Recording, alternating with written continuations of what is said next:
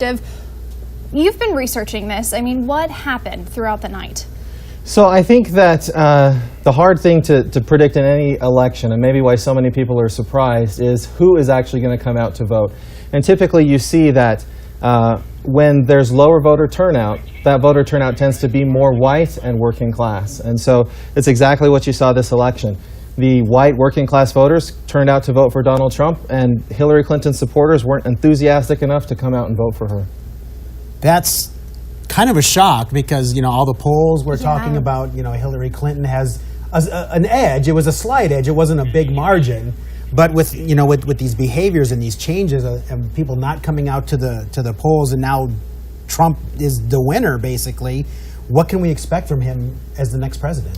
I think you should expect Donald Trump to try to unite the country. It's in the Republican Party and Donald Trump's best interest to try to represent all of the United States of America. Perhaps maybe the best analogy would be the Thomas Jefferson election of 1800. It was a very divisive campaign. It was even more close than this election was, and Thomas Jefferson came out and he said, we are all Americans, we need to unite, and we need to put the election behind us. And you see almost every presidential winner, they'll do that. They try to unite the country and bring people together. Yeah, and so kind of talk a little bit about this whole campaign cycle. I know a lot of people, words used to describe it, divisive, contentious. What do you really think, though? I mean, you've talked about kind of, there was just kind of this poll, like none of the polls really showed that Trump would come out on top.